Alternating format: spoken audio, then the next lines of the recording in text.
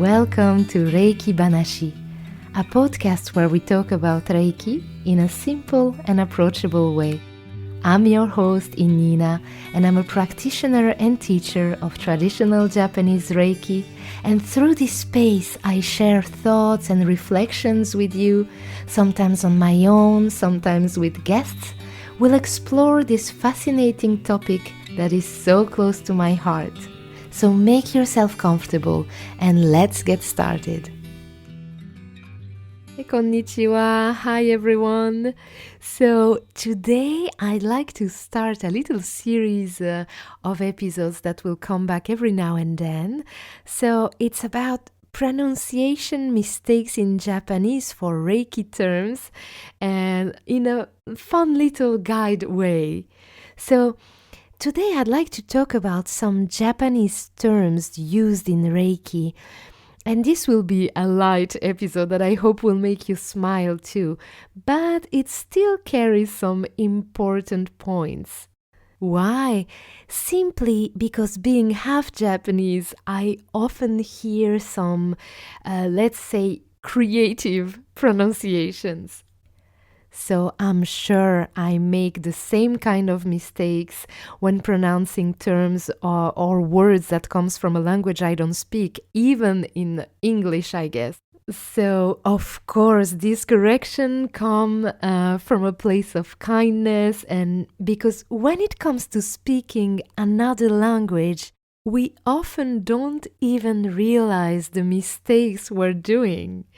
So the problem is when we change the sounds of a language or a word in another language, we can unintentionally end up saying something completely different, right?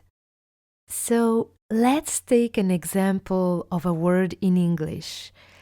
The word bat, B-A-T, right? You all know what it means. But if you change just one letter and put an E instead of an A, you get the word bet. Bat and bet are totally different, right? Well, in Japanese, it's the same thing. The same thing happens. A small change in sound can completely transform the meaning of a word. So let's start with the word Reiki or Reiki. It's correct to say Reiki or Reiki, but not Reiki or Reiki with an A. So this pronunciation mistake I hear quite often with French speakers. And it touches on the very foundation because the word Reiki itself in Japanese is pronounced Reiki, with an E that is quite long, almost like an accent is on A, Reiki, Reiki.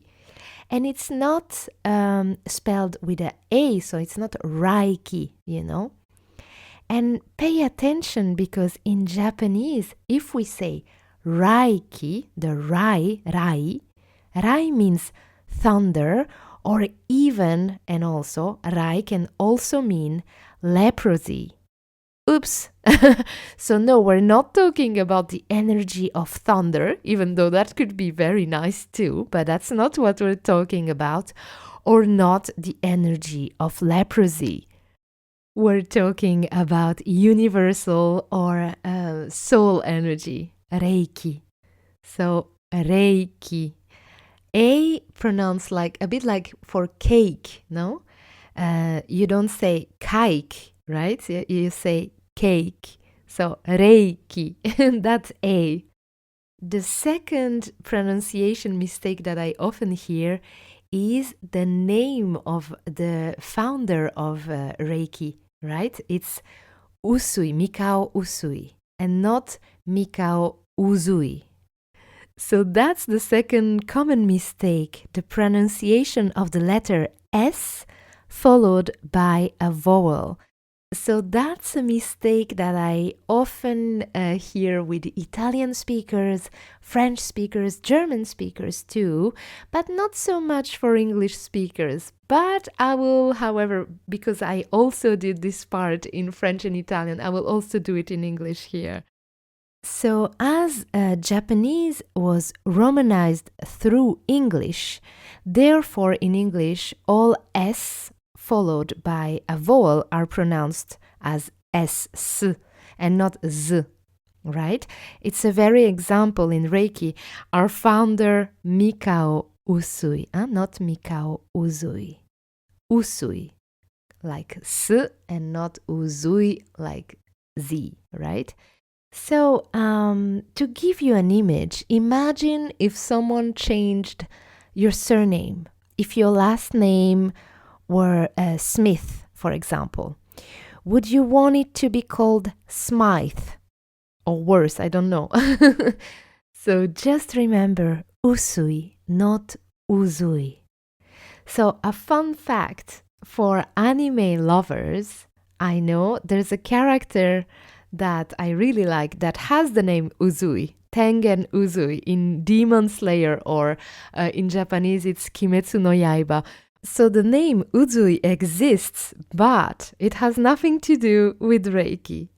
So when we come back to Reiki, this is Mikao Usui. So a little trick to remember that rule. If you're struggling to remember this, think of sushi. You say, I'd love to eat sushi, not I'd love to eat sushi, right? So it's the same. It's the same for usui, not uzui. And lastly, when you see the letter I, it is pronounced I and not I, actually. So here's one more small detail. In Japanese, when you see the letter I, it is pronounced as I, like in the English word machine, right? So not I as you expect in English. For example, if we go back to the Gokai, the 5 Reiki principles, the third principle is kansha shite or kansha shite. And this is feel grateful or be grateful, feel the gratitude, right? So the I is pronounced I and not I. So it's not kansha shaite, right? It's kansha shite. And this is very useful to know if you want to refine your Japanese pronunciation. So another example about that is the 5th Reiki principle, hito ni shinsetsu ni, right? Be kind to others. The I here is also pronounced as I, not I. So it's hito and not haito. Another thing is that the letter Y is pronounced Y, like in Tokyo or Kyoto. You don't say Tokayo or Kyoto, for example, right? You say Tokyo. So remember that rule as well. Are you still with me?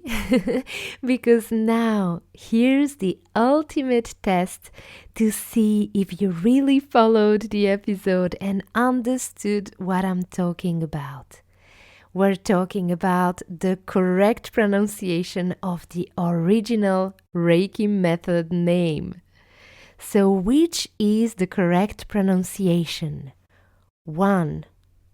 Shine Shine Kaizen Uzui Reiki Ryoho, or 2. Shin Shin Kaizen Usui Reiki Ryoho. And of course, the second answer is the right one. And here is a great example with the name of the Reiki method. You can see everything I've talked about. So with Shin Shin, not Shine Shine, right? The I that becomes I. Usui and not Uzui. Reiki and not Raiki or Raiki. And finally, Ryoho and not Ryoho.